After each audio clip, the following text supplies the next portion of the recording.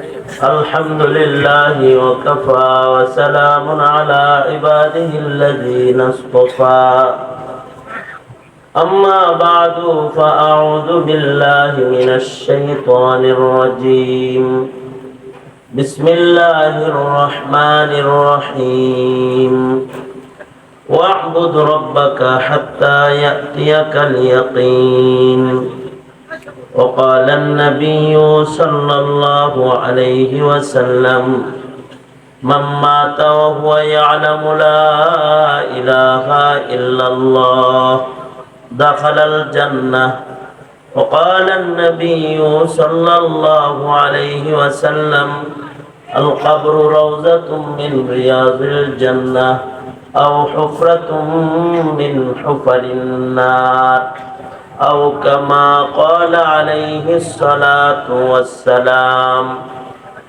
اللهم صل على محمد وعلى آل محمد كما صليت على إبراهيم وعلى آل إبراهيم إنك حميد مجيد اللهم بارك على محمد وعلى آل محمد كما باركت على إبراهيم وعلى آل إبراهيم إنك حميد مجيد আস্তাকাঠি এজাদিয়া কওমি মাদ্রাসার উদ্যোগে আয়োজিত এলাকাবাসীর মেহনতে 30তম দুদিন ব্যাপী সম্মেলনের আজকের প্রথম রজনী মোহতারাম সভাপতি উপস্থিত হযরত বুজুর্গ উলামায়ে কেরাম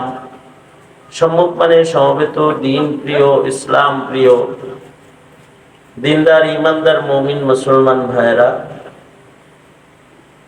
পর্দার আড়াল থেকে আলোচনায় শামিল মা বোনেরা আল্লাহর দরবারে শুকর আল্লাহ তাআলা দ্বীনি নসিহতের মাহফিলে ওলামাদের সোহবতে জান্নাতের বাগানে আমাদেরকে আসার বসার তৌফিক আল্লাহ দান করেছেন। কালিমাত শুকর করি, শুকরিয়া আদায় করি, জবান খুলে বলি আলহামদুলিল্লাহ। আমার অনেক দিনের তামান্না ছিল মাওলানা হেদায়েতুল্লাহ আজাদী আপনাদের কৃতি সন্তান, আমার ভাই, ছোট ভাই, তার বাড়ি আসা, বারবার দাওয়াত করেছে, আসা হয়নি। বিশেষভাবে আপনাদের ভোটে চেয়ারম্যান হিসেবে নির্বাচিত হওয়ার পরে সফলতার সাথে যে খেদমত সে আঞ্জাম দিয়েছে, অন্য এলাকার চেয়ারম্যানদের আচরণ যদি নিজের ইউনিয়ন থেকে যে শোনেন তাইলে এটার ব্যবধানটা বুঝবেন। অথবা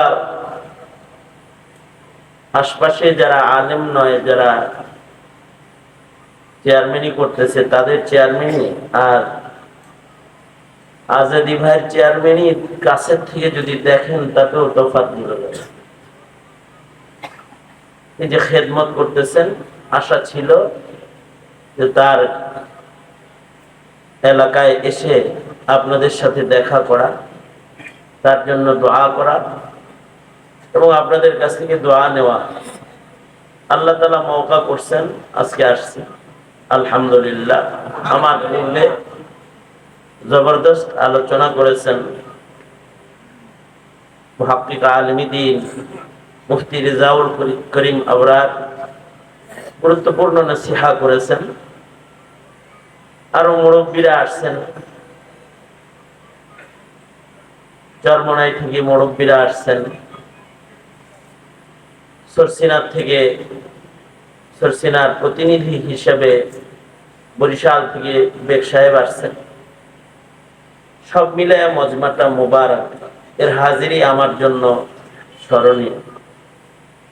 মওকা হয়েছে কিছু বলার, প্রচন্ড গরম, গরমের মধ্যে কথা বলাও কষ্ট, গরমের মধ্যে বসে শোনাও কষ্ট।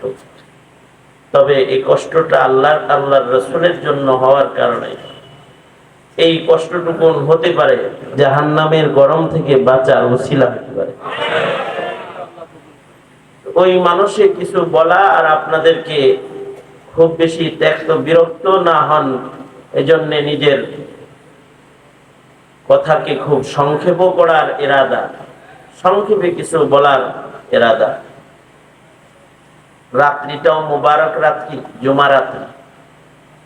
জুমা রাত্রিতে মসজিদে কাটানোর ইবাদতের আমল শরীয়তে ইসলামে আছে।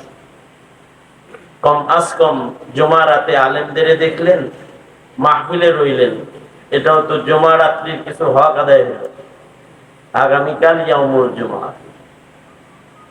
কিছু সময় আপনাদের ধৈর্য ধরতে হবে, আর কিছু সময় আমাকে কিছু বলার এরাদা বলতে হবে। খুব সংক্ষেপে বলার এরাদায় বরকতের নিয়তে আয়াত হাদিস আপনাদের সামনে পেশ করেছি। সংক্ষেপে, খুব বেশি না, মাত্র দুইটা কথা।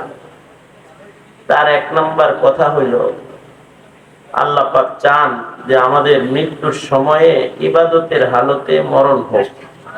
এটা আল্লাহ তাআলা চান, এটা আল্লাহর চাওয়া। এই কারণেই আল্লাহর নির্দেশ হলো, ওয়াবুদু রাব্বাকা হাত্তা ইয়াতিয়াকাল ইয়াকিন, ওয়াবুদু রাব্বাকা হাত্তা ইয়াতিয়াকাল ইয়াকিন। আল্লাহ বলেন যে তুমি তোমার রবের ইবাদত করো। সীমানা কি? সীমানা হলো তোমার মওত পর্যন্ত। কোরআনে হাকিমে মওত শব্দ দিয়েও মৃত্যুর আলোচনা আছে, কোরআনে হাকিমে ইয়াকিন শব্দ দিয়েও মৃত্যুর আলোচনা আছে। মৃত্যুটা যেহেতু ইয়াকিনি, মৃত্যু অস্বীকারী কেউ পৃথিবীতে নাই। নাস্তিকরা আল্লাহ অস্বীকার করে, কিন্তু মৃত্যু অস্বীকার করে না। মরণ এর ইয়াকিন মাখলুকাতের সকলের আছে, এমনকি মশারও আছে। মশা নিজের মৃত্যু মরণ থেকে বাঁচার জন্য আপনি থাপ্পড় দিলে উড়ে যেতে চেষ্টা করে, এরোসল মারলে ঘর থেকে বেরোয়ার চেষ্টা করে। আপনি যদি অয়েল জ্বালান, এর থেকে নিরাপদ দূরত্ব নেওয়ার চেষ্টা করে বাঁচার জন্য, কারণ সেও ইয়াকিন রাখে যে মরণ আছে। মরণ কি আছে? আমাদেরও সবার ইয়াকিন আছে, মরণ আছে। সকল প্রাণীর ইয়াকিন আছে, মরণ আছে। ইয়াকিনি সংবাদ যেহেতু, তাই কোরআন মজিদে মরণের কথা ইয়াকিন শব্দ দিয়েও আল্লাহ তাআলা জায়গায় জায়গায় করেছেন। আল্লাহ তাআলা এই ইয়াকিনি মরণ আসা পর্যন্ত আমাদের ইবাদতের সীমানা দিয়েছেন। অর্থাৎ মানব জীবনে ইবাদত থেকে এক সেকেন্ডের জন্য অবসর নেই। এক সেকেন্ডের জন্য ইবাদত থেকে অবসর নেওয়ার সুযোগ নেই। অর্থাৎ জিন্দেগি পুরাটা হবে বন্দেগি। বলেন, জিন্দেগি পুরাটা কি হবে? জোরে বলেন, জিন্দেগি পুরাটা কি হবে? বন্দেগি হবে, ইবাদত হবে। যেন শেষ নিঃশ্বাসটা যেন ইবাদতের হালতে হয়, শেষ নিঃশ্বাসটা যেন ইবাদতের জায়গায় হয়। কারোর কারোর শেষ নিঃশ্বাস ইবাদতে হয়, কারোর কারোর শেষ নিঃশ্বাস গুনাহে হয়। কারোর কারোর শেষ নিঃশ্বাস ইবাদতের জায়গায় হয়, কারোর কারোর শেষ নিঃশ্বাস কিন্তু বদনসিব হইলে নাপাক জায়গায় হয়। যেমন মির্জা গোলাম আহমদ কাদিয়ানি মারা গেছে কোন জায়গায় জানেন না আপনারা? কই মারা গেছে? আর তার মৃত্যুর সময় কাম ছিল কোথাগতি ছিল, বাথরুমে যেহেতু মারা গেছে, বাথরুমের ওই কোথাগতি ছিল তার কাম। মরণের হালতটা কত নিকৃষ্ট, আর মুমিনের মরণের হালত বড় উৎকৃষ্ট। যাদের মরণের সময়টা উৎকৃষ্ট হয়, ন্যূনতম উৎকৃষ্ট কোন রং যদি মরণের সময় কারোর ভেতরে পাওয়া যায়, তো আল্লাহ তাআলা তাকে জান্নাত দিয়ে দেন। এই কারণে আল্লাহ রাসূল বলেন, এটা আমার এক নম্বর কথা। কথা মাত্র কয়টা? দুটা। আল্লাহ রাসূল বলেন, ক্বালা রাসূলুল্লাহি সাল্লাল্লাহু আলাইহি ওয়াসাল্লাম, মান মাতা ওয়া হুয়া ইয়ালামু লা ইলাহা ইল্লাল্লাহ দাখালাল জান্নাহ। আল্লাহর রাসূল বলেন, কেউ মৃত্যুবরণ করলো আর সে জানে আল্লাহ ছাড়া আর কোনো ইলাহ নাই, এটা তার হৃদয়ে হাজির আছে। এতটুকুন ভালো হালত যদি কারোর মরণের বেলায় হয়, তবে রাসূল বলেন একদিক দিয়ে মরণ হয় আর একদিক দিয়ে জান্নাতে এসে দখল হয়, জান্নাত তার ঠিকানা হয়। সুবহানাল্লাহ বলেন, আওয়াজ করে বলেন, আরো জোরে করে বলেন, আওয়াজ করে বলেন। এইটা অনেক বড় নিয়ামত। এটা আল্লাহ তাআলা, আল্লাহ যাকে ক্ষমা করে দিতে চায় তাকে এই নিয়ামত দিয়ে দেয়, যদিও সে 100 গুণের আসামিও হয়। বুখারীতে আছে, মরণের আগ দিয়ে দিলের হালত ভালো। খুন করছে কতগুলো বলেন? 100। কিন্তু মরণের সময় দিল ভালো, মরণের সময় আল্লাহ খুঁজতেছে কেমনে গুনাহ মাফ হইব, কেমনে আল্লাহ পাবো, আল্লাহ ছাড়া আর ইলাহ নাই, বাস জান্নাতি হয়ে গেছে। সুবহানাল্লাহ। এই কারণে আল্লাহর রাসূল সকলকে দোয়া করতে বলেছেন, ভালো মরণের জন্য দোয়া করো, আল্লাহর কাছে একটা ভালো মওত চাও। মরণটাও যদি কারোর ভালো হয় তাহলে জান্নাত তার ঢোকা সহজ হয়। এই কারণে মরণ ভালো হওয়ার জন্য চেষ্টা করা, মরণ ভালো হওয়ার জন্য দোয়া করা, খাতেমা যেন খায়ের হয় এজন্য চেষ্টা করা। হায়াতের প্রত্যেকটা সেকেন্ডকেই নিজের শেষ সেকেন্ড মনে করা, কারণ কার মরণ কখন হবে এটা কারোর জানা নাই। মরণ কার কখন হবে এটা আমাদের কারোরই জানা নাই। জানা আছে নাকি কারণ? হ্যাঁ, আমি আপনি কে কখন মরবো জানি? কেউ জানি না। কে জানে? জোরে বলেন, আরো জোরে আওয়াজ করে বলেন। 1 সেকেন্ড পরেও কিন্তু মৃত্যু আপনার আমার হইতে পারে। জানি না তো যে কখন আমার আপনার হায়াত শেষ। হায়াত নির্ধারণকারী কে? আল্লাহ তাআলা হায়াত নির্ধারণকারী। হায়াত শেষ হয়ে গেলে আল্লাহর নিজাম হলো কারোর লগে খাতির করে না। সারা আপনি যে বিয়ে ঠিক হয়েছে দিয়া 1 রাত চাইবেন যে বাসরটা কইরা মরি, সুযোগ দেওয়ার কোনো সম্ভাবনা নাই। নবী রাসূলকেও এই সুযোগ দেওয়া হয় নাই। মুসা নবীর হায়াত যখন শেষ হয়ে গেছে, তো আজরাইল আইসা খাতির টাতির লাগায়, কালিমুল্লাহ তো খাতির টাতির লাগায় আল্লাহর নির্দেশে খাতির লাগায় লইয়েই গেছে, রাইখা আর যায় না। অথচ উনি থাকার লেগা শখ ওনারও ছিল। শেষ বেলায় উনি মৃত্যুর সময় রূহ কবজ করতে আসছে, তো আজরাইল কেউ চপাড়াঘাত করে ফেলছে।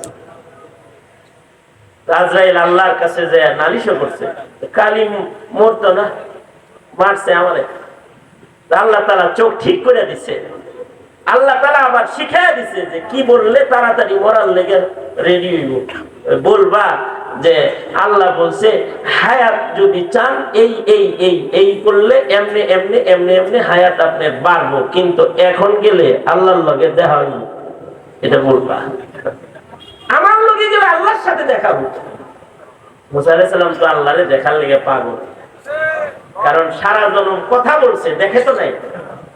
মরার পরে যেহেতু দেখা হইব, যাওয়ার জন্য এবার দেখার জন্য পাগল হয়ে গেছে। কথার পরে দেখতে পাগল হয় মানুষ।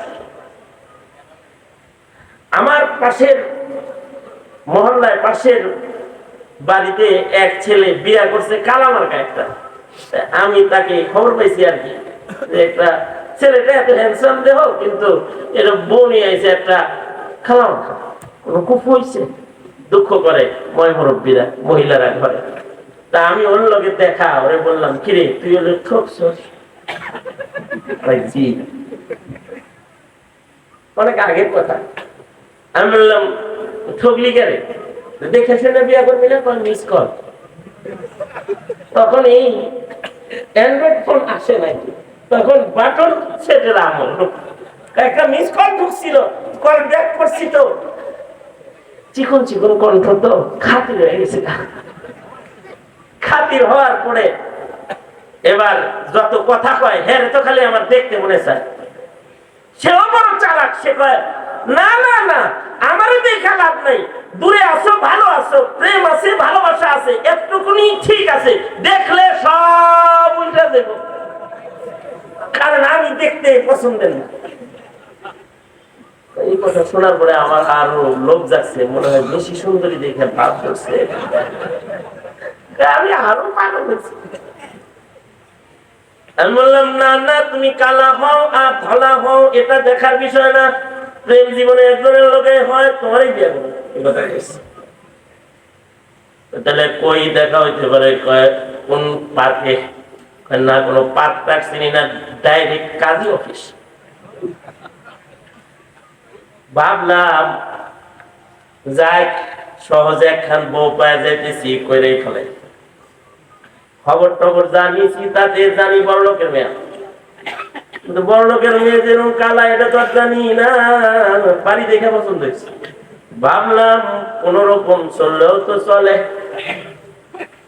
সময় মতো কাজী অফিসে গেলাম, যে এদিকে একেবারে হাত মোজা পা মোজা সব কিনতে প্যাকেট হয়ে আসছে।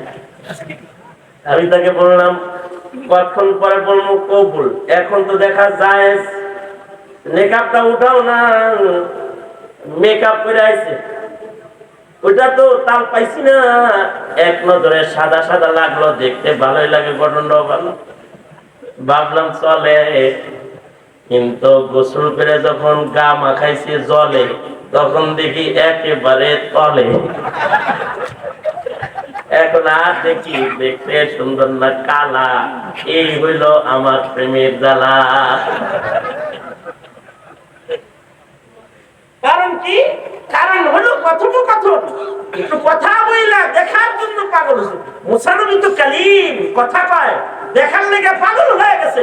এবার সিধা সিধা কয় আজরাইল লয়ে যাও লয়ে যাও।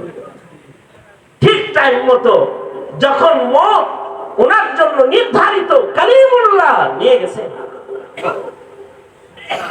সুলাইমান আলাইহিস সালাতু ওয়াস সালাম সারা দুনিয়ার বাদশা, ডিমের লাহান বাংলাদেশের বাদশা না, শুধু মানুষের বাদশা না, ইনসু জিনের বাদশা, যার মতন বাদশাহী কিয়ামত পর্যন্ত পৃথিবীর মাটিতে আর কেউ পাবে না বলে আল্লাহর কাছ থেকে গ্যারান্টি লইয়া তারপরে বাদশা। ইনিও আজরাইলের সাথে খাতিরের আচরণ পায় না। আজরাইল নিতে আসছে, তখন মসজিদুল আকসা নির্মাণাধীন, পুনর্নির্মাণ আছে।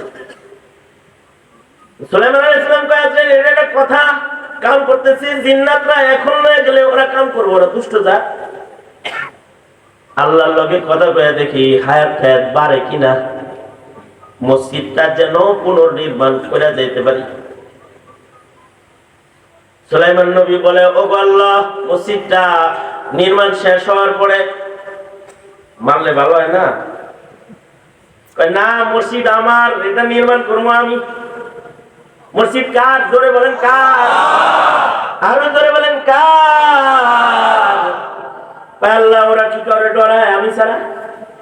এই জন্যই তো তোমার মারমু, কিন্তু তুমি মরবা, কিন্তু পড়বা না, মরবা কিন্তু পড়বা না, মরবা কিন্তু দাঁড়ায় থাকবা। মনে বুঝে জীব তোমার দাঁড়ায় দিচ্ছে। পয়গম্বরের মুজিজা ছিল এটা। উনি যখন জিনদের বিচার করতেন, তখন রবের হালত চলে আসতো, গায়ের পশম গুলা সব তার কাটার মতো দাঁড়ায় যেত। জিনেরা ভয়ে খালি কাম করতো, যা বলতো তাই শুনতো, কারণ মনে হইতো যে কামান সেট করে বয়ে রয়েছে, যদি একটা একটা হায় তো আমরা মরবো। পয়গম্বরের রূহ বের করে আল্লাহ তাআলা লয়ে গেছেন, কিন্তু লাঠিতে ভর দেওয়া সুলাইমান পয়গম্বর জায়গায় দাঁড়ায় রয়েছে। একদিক দিয়ে মসজিদ নির্মাণ শেষ হয়েছে, কোরআন বলে, আর একদিক দিয়ে লাঠি উলু বুকায় খাওয়া শেষ হয়েছে। মসজিদ নির্মাণ শেষ, সুলাইমান নবী এবার পড়ছে। জিনদের ডাক্তার জিন যেটা, এটা আজকের মরা না, এটা আগের মরা, মানে টাইম মতোই মারা গেছে, খাতির হয় নাই। হাবিবুল্লাহ মুহাম্মাদুর রাসূলুল্লাহ সাল্লাল্লাহু আলাইহি ওয়াসাল্লাম, যার সাথে আল্লাহর সাথে সবচেয়ে গভীর সম্পর্ক, আল্লাহর পরেই যার স্থান, তিনি হলেন আপনার আমার নবী। নবীর সাথেও খাতির করা হয় নাই। যখন নবীর হায়াত শেষ, নবীজিকে নিয়েই গেছে, ক্ষমতাসীনের সাথেও খাতির করা হয় নাই, সাদ্দাত নমরুদের সাথেও খাতির করা হয় নাই। তোমার আর আমার লোকে খাতির হওয়ার কোন সম্ভাবনা? জোরে আওয়াজ করে বলেন, আরো জোরে আওয়াজ করে বলেন। তার মানে মরণ আইতাছে, টাইম মতো চলে আসবে। কখন টাইমটা তা আমরা জানি না, কে জানে? জোরে বলেন। ইদা জাআ আজালুহুম লা ইস্তাখিরুনা সাআতাও ওয়া লা ইস্তাকদিমুন। অজানা সময়ের নিশ্চিত একটা অপেক্ষা, এই অপেক্ষার প্রহরটা যেন পাপের আসরে না হয়। ওয়া'বুদ রাব্বাকা হাত্তা ইয়াতিয়াকাল ইয়াকিন, ওয়া'বুদ রাব্বাকা হাত্তা ইয়াতিয়াকাল ইয়াকিন। ন্যূনতম হালত যদি দিলের ভিতরে যদি আল্লাহ কারোর হাজির থাকে, তাহলে সে আল্লাহর জান্নাতে চলে যাবে। আর আরেকটু ভালো হয়, মাম্মাতা ওয়া হুয়া ইয়ালামু লা ইলাহা ইল্লাল্লাহ, এটুক না, আরেকটু ভালো, মান কানা আখিরু কালামিহি লা ইলাহা ইল্লাল্লাহ। মুখ দিয়া বলে ফেলছে লা ইলাহা ইল্লাল্লাহ, তাহলে সিধা জান্নাতে চলে যাবে। আল্লাহু আকবার। সোজা জান্নাতে চলে, মরার সময় কালেমা পড়ছে, সোজা জান্নাতে যাবে। এইটুক যাদের হবে, তারাই যদি সোজা জান্নাত পায়, তাহলে যারা কোরআন পড়তে পড়তে মরবে তারা, যারা নামাজ পড়তে পড়তে মরবে তারা, বলেন বলেন, আওয়াজ করে বলেন। ওযুর হালতে জয়নামাজে সেজদায় যারা মারা যাবে তারা, রোজার হালতে যারা মারা যাবে তারা, তওয়াফের হালতে যারা মারা যাবে তারা, হালতে ইতিকাফে যারা মারা যাবে তারা, যুদ্ধের ময়দানে যুদ্ধার বেশে জালিমের আঘাতে রক্তাক্ত ক্ষত বিক্ষত ফিলিস্তিনিদের মতো যাদের মরণ হবে তারা। মরণ যত ভালো হবে, তার জান্নাত তত সোজা হবে। এ কারণে আজকে থেকে ইহতিমামের সাথে একটি দোয়া করবেন, আল্লাহ তুমি আমার মরণ ভালো করো, মরণ ভালো করো, এটা দোয়া হবে। আর মরণটা যেন ইবাদতের হালতে হয়, এজন্য নিজেকে ইবাদতের ভেতরে আটকিয়ে রাখার মেহনত হবে ইনশাআল্লাহ। বলেন আওয়াজ করে বলেন ইনশাআল্লাহ। জামানার বুজুর্গদের মৃত্যু কত সুন্দর। আপনাদের চরমনাই থেকে শুরু করি। চরমনাই মরহুম হযরত রহমাতুল্লাহি আলাইহি একেবারে জানাজার বাগান সাজায়া সাজায়া আল্লাহ আল্লাহ করতে করতে গেছে গা। এদিক থেকে যাইতে যাইতে ঢাকা হইয়া যত বুজুর্গদের কাছে যাইবেন, দেখবেন মরণ বড় চমৎকার মরণ, বড় চমৎকার মরণ। জিকির করতে করতে করতে করতে চলে গেছে গা, নামাজ পড়তে পড়তে পড়তে পড়তে চলে গেছে গা, হাদিস পড়াইতে পড়াইতে বুখারী শরীফের 10 থেকে উঠা আমিনী রাহমাতুল্লাহ আলাইহি করে গেছে। এই যত বুজুর্গরা আছে সব এরকম মরণ বড় চমৎকার মরণ, মরণের চিত্রটা বড় সুন্দর। জামানার একজন বড় মুহাদ্দিস ছিলেন আবু যুরআ রাজি রাহমাতুল্লাহি আলাইহি। এত বড় আলেম ছিলেন, নবীজির মোট হাদিস হলো 7 লাখ, আর আবু যুরআ রাজির একাই মুখস্থ ছিল 6 লাখ। সুবহানাল্লাহ। আর আস্তে করে বলেন সুবহানাল্লাহ। আচ্ছা আপনার আমার কয়খানা হাদিস মুখস্থ আছে? আর ওনার নবীর 6 লক্ষ হাদিস ওনার একাই মুখস্থ, একাই মুখস্থ, 6 লাখ হাদিস মুখস্থ। ওনার এক ছাত্র নিজের বিবির কাছে গল্প করতেছে, জানো জানো আমি কার ছাত্র? আমি আবু যুরআ রাজির ছাত্র, আর আমার উস্তাদ হলো হাফিজুল হাদিস, লাখ লাখ হাদিস তার মুখস্থ। বই তো তারা সবার মতো নরম থাকে না, কিছু থাকে গরম, সবাই তো আর সিধা থাকে না, কিছু থাকে তেড়া। এই বইটা একটু তেড়া, লাখ লাখ হাদিস মুখস্থ, মামা বাড়ির কলা এটা। বিবি যখন উস্তাদের দিকে আর নজর দিয়েছে তো ছাত্রর একটু মেজাজ খারাপ হয়েছে।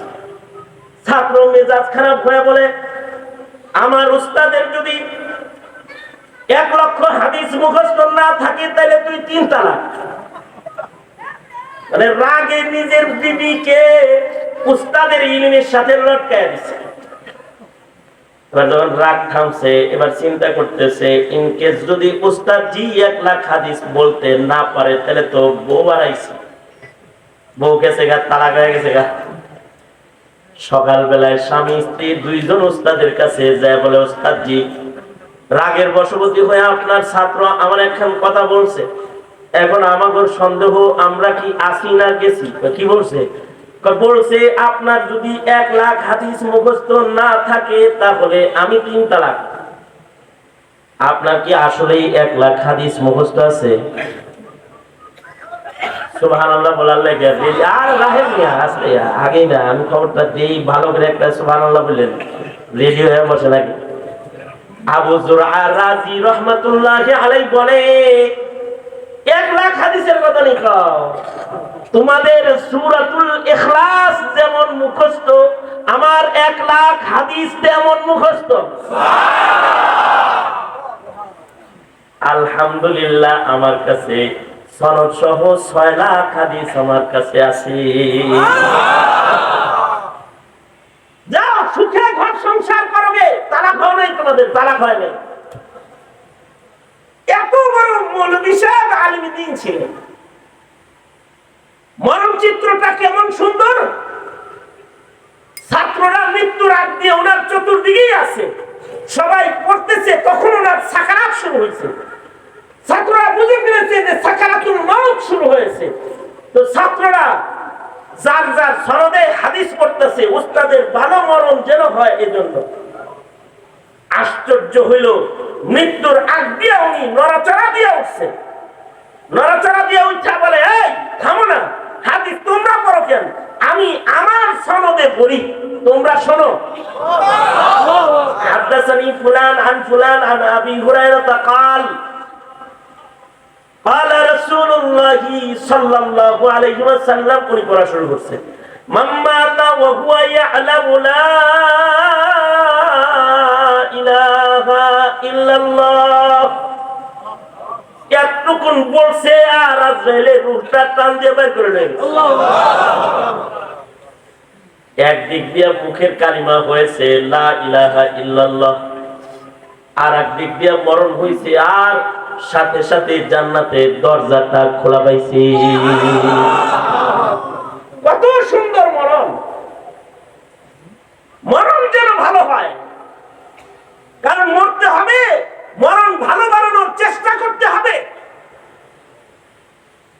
আলেমদের মরণের ভেতরে আশ্চর্য আশ্চর্য কিছু কালার থাকে, আজব কালার থাকে। আলেমদের মরণেও আলাদা আজব কালার থাকে, আলেমের মরণে আরো আশ্চর্য আশ্চর্য কালার থাকে। যেমন আমাদের ইমাম আবু ইউসুফ রাহমাতুল্লাহি আলাইহি হেদায়ার হাসিয়াতেও এই ঘটনাটা আছে। আবু ইউসুফ রাহমাতুল্লাহি আলাইহির যখন মৃত্যু যন্ত্রণা শুরু হয়েছে, উনি তখন ছাত্র পড়াইতেছে। ছাত্রদেরকে বলে কি জানেন? এই ছাত্ররা বলো তো দেখি, হজের ভিতরে যে শয়তান রে কঙ্কর মারে রমিয়ে জামারাত, যেটা এটার রমির মাসাইল কেমন, মাসালা কেমন, কঙ্কর কেমনে মারবে এটা বলো। ছাত্ররা উল্টা পাল্টা বলতেছে এক একজনের মতো। তো উনি বলে না, শয়তান রে কঙ্কর মারতে হয় কেমনে জানো? হজের সফরে 3 দিন কঙ্কর মারতে হয়। যে রমির পরে রমি আছে, যেই কঙ্কর মারার পরে আরেকদিন কঙ্কর মারা আছে, সেই কঙ্করটা পায়দল মারতে হয়। আর যে রমির পরে রমি নাই, সেটা সরিতে চৈরা মারা যায়। অর্থাৎ 3 দিন শয়তান রে কঙ্কর মারতে হয়, 2 দিন পায়দল মারতে হবে, আর শেষের দিন সরিতে চৈরা বৈশা, সরের উপরে বৈশা মাইরা চলে যাওয়া যাবে। একদিক দিয়া শয়তান মারার মশালা শিখাইতেছেন, আর একদিক দিয়া ওনার রূপ কবজ হইতেছে, আর উনি হাসতেছেন। হাসতে হাসতে ওনার মৃত্যু হয়ে গেছে। আমাদের তো আকল কম, আমাদের আকল কাজ করবে না। আমাদের সাধারণরা মনে করবে যে হায় হায় মরার আগে কালমা না, শয়তান কইতে কইতে মরে গেল। আমাদের আকল বলবে এটা। কিন্তু আনোয়ার শাহ কাশ্মীরি রহমতুল্লাহ আলাইহি বলেন এই মরণটা একটা আশ্চর্য মরণ। কেমনে আশ্চর্য মরণ? উনি বলেন মরণের সময় একদিক দিয়ে আজরাইল ওনারে নিতে আসছে, এটাও দেখতেছে। রহমতের ফেরেশতারা জান্নাত খুলে ডাকবার লাগছে, এটাও দেখতেছে। আবার শয়তান মরণের আগ দিয়া মস্করার জন্য আসছে, ধোঁকা দিতে আসছে, এটাও দেখতেছে। দেখা টেখা বসিরতের সাথে ছাত্রদেরকে শয়তান মরার মশালা পড়াইতেছে। কারণ হলো একটা মাসআলার সমাধানের দাম 1000 রাকাত নফল নামাজের চাইতে বেশি দাম। সুবহানাল্লাহ। মরার আগ দিয়া 1000 রাকাত নফলের সব কামাই করবার লাগছে। আর শয়তান মারার মাসলা শিখায় শয়তান রে বুঝাইতেছে আমি কিন্তু ইসমাইলের বেটা। শয়তান মারা কিন্তু জানি, কাছে আইস না, কিন্তু যদি কাছে আসস তো কঙ্কর মেরে কিন্তু নেস্তানাবুদ করে দিব। আর হাসতে হাসতে হাসতে হাসতে আল্লাহর জান্নাতে চলে গেছে। সুবহানাল্লাহ। কিছু মানুষের মরণ ভালো জায়গায় হয়, মসজিদে গেছে তখন মারা গেছে, ওয়াজ মাহফিলে গেছে তখন মারা গেছে, তাহাজ্জুদের জন্য উঠেছে তখন মারা গেছে, জানাজে দাঁড়াইছে তখন মারা গেছে। এমন সময় মরছে যে ওলি বুজুর্গ হের এলাকায় আছে, ভালো লোকের জানাজা নসিব হয়ে গেছে। ইব্রাহিম আদহাম রহমতুল্লাহ আলাইহি এক এলাকায় গেছেন, যে দেখে এক লোক মসজিদের সামনে গরম পানি করে শীতের দিনে, আর মানুষের অজু বানায় দেয় গরম পানি করে। ইব্রাহিম আদহাম জিগায়, এই তুমি কি টাকার বিনিময়ে কাজ করো? কেউ কি তোমাকে পয়সা দিয়ে করায়? না না না, আমি কাঠুরিয়া, কাঠ কাটি কিছু রাখা দিই। আমি তো দান সাদকা করতে পারি না, মানুষকে খাওয়াইতেও পারি না, কিছু কাঠ দিয়া পানি গরম করে আল্লাহর নামাজি বান্দাদেরকে নামাজ পড়াই। আমি তো জাহেল মানুষ, আমি তো নামাজের হক আদায় করবার পারি না, কিন্তু হক ওলা নামাজিদেরকে ওযু করাই যেন আল্লাহ যেন আমাকে তাদের নামাজের বদলতে আমারই কমাস কম নামাজের হিসাব আসান করে। এ মানুষে গরম পানি দিয়ে আমি ওযু করাই দিই। ইব্রাহিম আদম খুশি হয়ে গেছে, আমার রাজ্যে এইরকম একজন মানুষ বসবাস করে। ইব্রাহিম আদম তাকে বলে, ও ভাই, আমার মন চায় তোমার দিলে কিছু আশা যদি থাকে তাহলে আমি পুরা করি। লোকটা কয়, তুমি আমার কি আশা পুরা করবা? আমার দুইটা আশা আছে জীবনে। আমি বহুবার পায়ে হেঁটে আমার বাদশাহ ইব্রাহিমকে দেখার জন্য রাজ দরবারে গেছি, কিন্তু যে ইব্রাহিম খুঁজে পাই না। যেই রাজ্যে বসবাস করি এ রাজ্যের রাজা, এ রাজ্যের বাদশাহ যিনি, তিনি ফানা ফিল্লাহ, বাদশার মসনদে বৈশা ক্ষমতার মজা তার নাই, তার আছে আল্লাহর গোলামীর মজা। আমি দোয়া করি সব সময় আমার যদি ইব্রাহিমের লগে দেখা হইতো তাহলে আমার একটা আশা পুরা হইতো। আমি ইব্রাহিম আদহামকে এক নজর মৃত্যুর আগে একবার দেখবার চাই। ইব্রাহিম আদহাম আল্লাহরে বলে, আকাশে তাকায়, আল্লাহ এর লেগে আমি এই এলাকায় আনছো আজকে। লোকটারে জড়ায় ধরে কয়, আমার নাম ইব্রাহিম আদহাম, তোমার মরার আগে দেখতে মনে চায়, মানে আমার এই দেখতে তোমার মনে চাইছে আমি বাদশাহ ইব্রাহিম বিন আদহাম। তাহলে তো আমার আর একটা আশা আছে। কি আশা? আমি মরে গেলে আমার জানাজা যদি ইব্রাহিমের মতো একটা বুজুর্গ করাইতো, তাহলে কম আজ কম হয়তো বা মহান আল্লাহ আমারে মাফ করে দিত।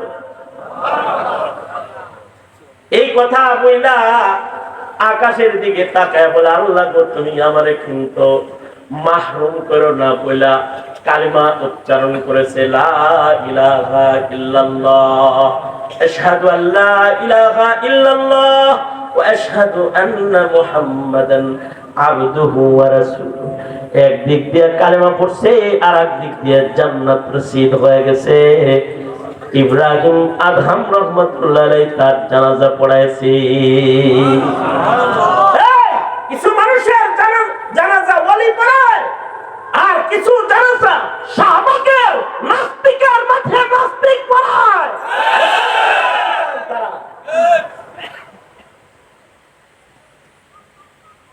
নসিবের ব্যাপার, কপালের ব্যাপার সেবা। আল্লাহর কাছে ভালো জানাজাও চাইতে হয়। অবশ্য আমল ভালো না হইলে জানাজা দিয়ে কাম হইবার চায় না। আসলে তো কবর তুই এমন ঘাটি যেটা জানাজা দিয়ে মাপ পাওয়া যায় না। বৎকারের সাথে কবরে মুমিনের আচরণ, মুমিনের সাথে বৎকার যদি হয় তার সাথে কবরের আচরণ একরকম হয়, আর যদি নেককার হয় তার সাথে কবরে আচরণ আরেক রকম হয়। এ কারণে আল্লাহর রাসূল দুই প্রকারের কবর বলেছেন। মুমিন যারা মরে তাদের কবর দুই প্রকার। একটা কবর হলো জান্নাতের বাগান কবর, রাউযাতুম মিন রিয়াজিল জান্নাহ একটা কবর। আর আরেকটা কবর হলো হুফরাতুম মিন হুফারিন নার, দোজখের খন্ড কবর। মরলে সকলকে কবরে যেতে হবে, কবর যেন দোজখের খন্ড কবর না হয়ে যায়। এজন্য আল্লাহর কাছে দোয়া করতে থাকা আর মেহনত করতে থাকা। আল্লাহর রাসূল সাল্লাল্লাহু আলাইহি ওয়াসাল্লাম নিজে এক সাহাবীর জানাজার নামাজ পড়াইছেন। সাহাবী কোনো ছোটখাটো সাহাবী না, সাদ ইবনে মুআয এমন সাহাবী, সাহাবীর ভিতরে বড় কোয়ালিটিফুল সাহাবী, এমন সাহাবী। আমরা তো কবরে ভয় পাই না, আমাদের মুসলমান সন্তানরা মৃত্যুকে ভয় পায় না, কবরেও ভয় পায় না।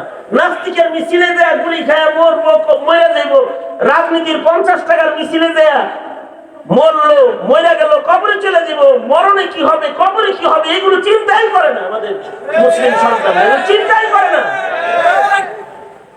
সাদ ইবনে মুআয এমন একজন শানওয়ালা সাহাবী, যেই সাহাবীর ইন্তেকালে ইহতাজ্জা আরশুর রহমান, আল্লাহ পাকের আরশ হেলে গেছে না মৃত্যুতে। মানে উনি যেদিন মারা গেছে আল্লাহর আরশ হেলে গেছে।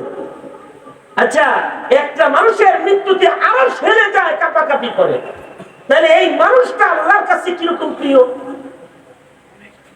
তামাশা কথা, তামাশা কথা। অন্য কিছু একটা মানুষ দোলা দুপুরে তোলেন, কিন্তু শেষ প্রান্তে আমি না জানেন, হাত নামান, এবার খেয়াল করে শুনেন। একটা মানুষ মৃত্যুবরণ করলো, আর ইহতাজ্জা আরশুর রহমান, রহমানের আরশ হেলে গেল। মরণে, এক মানুষের মরণে আরশ হেলে গেল। মানুষটা কি কম দামি নাকি বেশি দামি? কথা বলেন না কেন? বেশি দামি। শুধু তাই না, আল্লাহর রাসূল সাল্লাল্লাহু আলাইহি ওয়াসাল্লাম বলেন, সাহাবীর জানাজায় ৭০,০০০ রহমতের ফেরেশতা আসছে। আল্লাহু আকবার বলেন, জোরে বলেন আল্লাহু আকবার। ভাইরা আরো জোরে আওয়াজ করে বলেন আল্লাহু আকবার। রহমতের ফেরেশতা আসছে ৭০,০০০, আরশ হেলে গেছে। আর জানাজা পড়াইছেন মুহাম্মাদুর রাসূলুল্লাহ সাল্লাল্লাহু আলাইহি ওয়াসাল্লাম নিজে। আল্লাহর রাসূল নিজে জানাজার ইমামতি করেছেন। নবীজি নিজে কবরের পারে দাঁড়িয়ে থেকে সাহাবীকে দাফন করেছেন। আল্লাহু আকবার। আল্লাহর রাসূল নিজে দাঁড়ায় থেকে দাফনের কাজ সম্পূর্ণ করেছেন। আরো আশ্চর্য বিষয় হলো, দাফন শেষ করে আল্লাহর নবী যায় না, আল্লাহর রাসূল সাল্লাল্লাহু আলাইহি ওয়াসাল্লাম সাদের কবরের পারে দাঁড়ায় রইছেন। হঠাৎ করে আল্লাহর নবী চিৎকার করে উঠলেন, তাসবির আওয়াজ দিয়ে উঠলেন, সুবহানাল্লাহ, আলহামদুলিল্লাহ, লা ইলাহা ইল্লাল্লাহ, আল্লাহু আকবার, আল্লাহু আকবার, এরকম চিল্লাইতে লাগলেন। কিছু সময় পরে আল্লাহর রাসূল কবরের পাশ থেকে সরে পড়লেন। সাহাবীরা জিজ্ঞাসা করে, ওগো আল্লাহর নবী, জীবনে কোনোদিন কবরের পারে দাঁড়ায় আপনাকে এমন ভাবে জোরে তাসবিহ পড়তে শুনি নাই, কি জন্য এত জোরে জোরে তাসবিহ পড়লেন? এত জোরে জোরে কেন চিৎকার করে তাসবিহ পড়লেন? আমার সাদের মৃত্যুতে তো আরো ছেলে গেছে, কত দামিও, তার জানাজায় ৭০,০০০ রহমতের ফেরেশতা এসেছে, কত মর্যাদা তার। কিন্তু আল্লাহ জানে কোন কারণে তার সাথে কবর এমন খারাপ আচরণ করলো। সে যখন কবরে গেছে তো তাকে কবরের মাটি দাবানি দিছে। আল্লাহর রাসূল বলে, আমার সন্তান তারে কবরের মাটি দাবাইতাছে, এটা দেখা মাটি যে চাপ দিবার লাগছে, এটা দেখা আমি চিৎকার করেছি। আমি যখন চিৎকার করে আল্লাহর দিকে মুতাওয়াজ্জু হয়েছি, তো আল্লাহ তাআলা কবরকে ধমকি দিয়ে থামায় দিয়েছে। আমি তাসবিহ পড়ার পরে কবর শান্ত হয়েছে, আমার সাদের দাবাদাবি বন্ধ হয়েছে। অর্থাৎ যার মৃত্যুতে আরো ছেলে যায়, যার জানাজায় ৭০,০০০ রহমতের ফেরেশতা আসে, তার কবরের ভেতরে যদি দাবাদাবি থাকে, নিজেকে নিজে আজকে এখন মুনাজাতের পূর্বে একটু জিজ্ঞাসা করে দেখো, গতকালকের ৫ বেলার নামাজও কি হক আদায় করে করতে পেরেছি? অথবা সিজদার হক আদায় করে কি আমাদের জবানে সুবহানা রাব্বিয়াল আলাটা উচ্চারিত হয়েছে?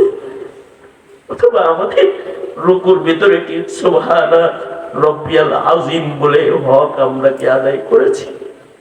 অথবা মহান মালিকের সামনে দাঁড়ায় আল্লাহর কালাম কি আদব আর আজবুতের সাথে পড়ছি যে মহান আল্লাহ তোমার আর আমার উপরে খুশি দিছে? অথবা আল্লাহর সামনে দাঁড়ায়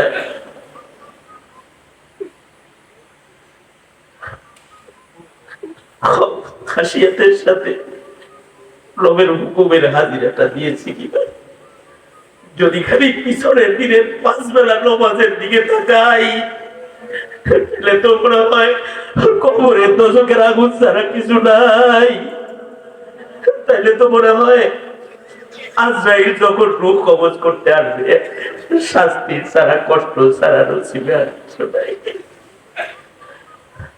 এই কারণে আল্লাহ তাআলা নির্দেশ করতেছেন, বান্দারা রে, ওয়াবুদু রাব্বাকা হাত্তা ইয়াতিয়াকাল ইয়াকিন, ওয়াবুদু রাব্বাকা হাত্তা ইয়াতিয়াকাল ইয়াকিন।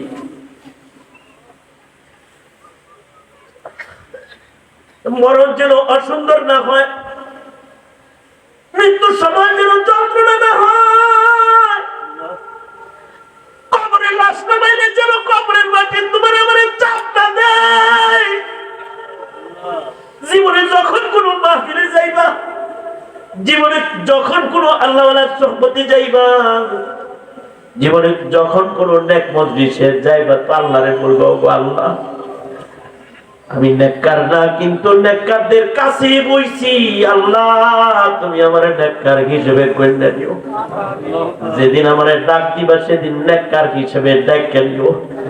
যেদিন আমাকে কবরে যেতে হবে সেদিন কিন্তু কবরে নেককারের সাথে যে আচরণ হয় সেটা আমার সাথে কইরো। আর এটা হবে তখন যখন বান্দা ইবাদতকে নিজের কাজ বানাবে, ইবাদত থেকে অবসর নাই। ওয়াবুদু রাব্বাকা হাত্তা ইয়াতিয়াকাল ইয়াকিন। এটা হলো একটা কথা, নিজেকে কবর থেকে বাঁচাও।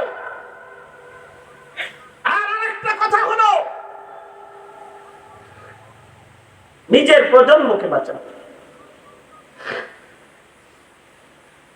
তোমার আমার প্রজন্মের ঈমান, তোমার আমার সমাজের মুসলমানদের ঈমান আকীদা বাঁচাও। দুশমন উৎপীতে বসে আছে তোমাকে আমাকে শুধু না, তোমার আমার প্রজন্মের ঈমান আকীদা সব ছিনিয়ে নেওয়ার জন্য। ঈমান বাঁচাইতে আর দাজ্জাল থেকে বাঁচতে জামানার হক্কানি উলামাদের মাইয়াতকে নিজের একমাত্র বন্ধু বানাও। নিজের সন্তান, নিজের প্রজন্মকে আলেমের হাতে তুলে দাও।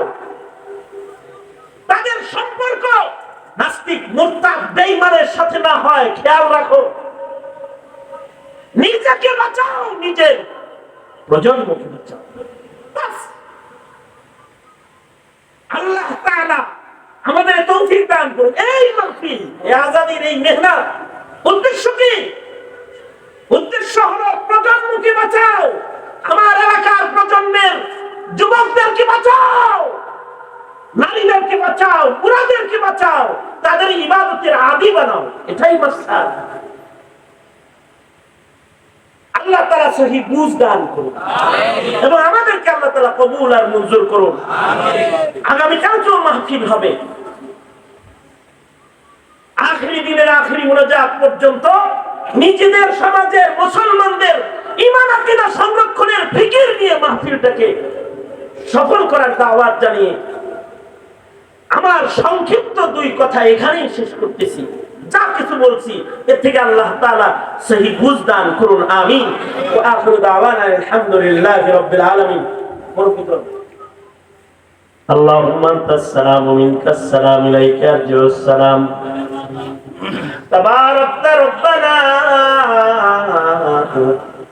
ওয়া তাআলাইতা ইয়া যাল জালালি ওয়াল ইকরাম।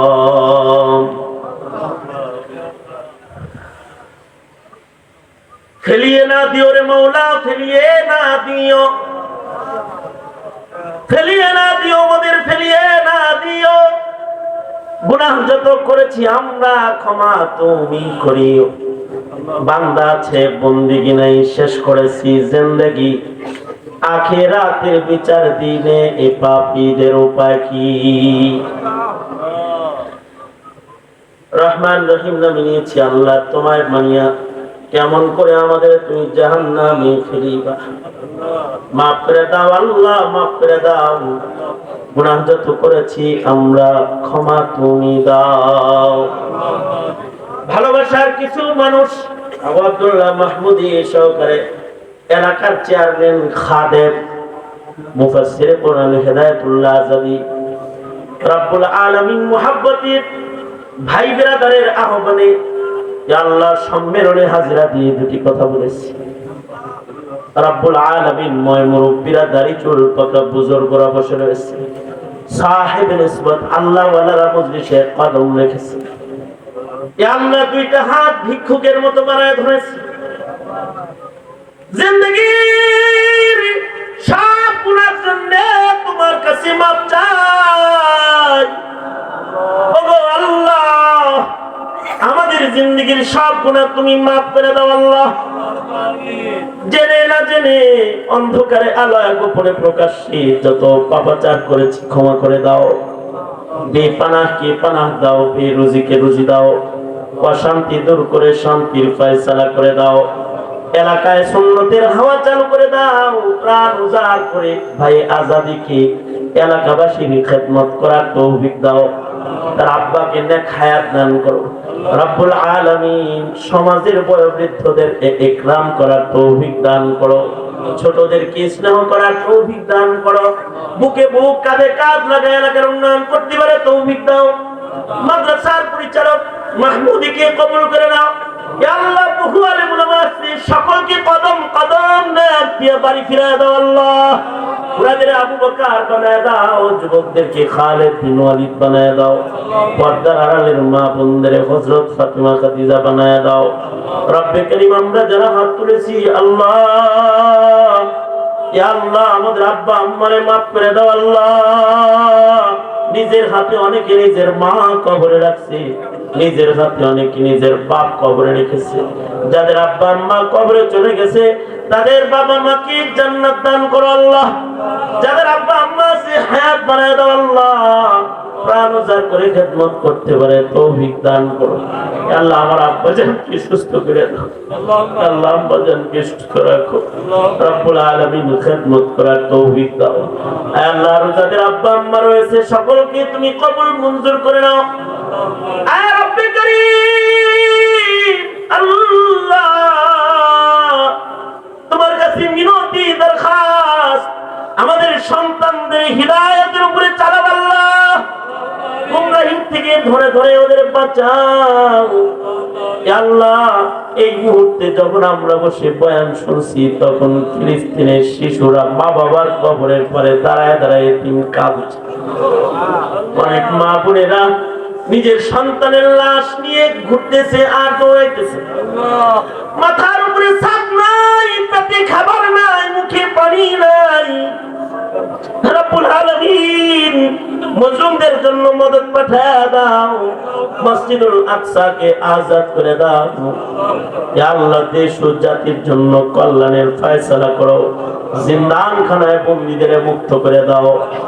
শেখুল হাদিস ইবনে শেখুল হাদিস সহকারে যত আলেম ওলামাদের বিরুদ্ধে মিথ্যা মামলা রয়েছে সকলকে মিথ্যা মামলা থেকে রেহাই দাও ইয়া আল্লাহ। যারা আলেমদের উপরে নির্যাতন করে তাদের হিদায়াত দাও।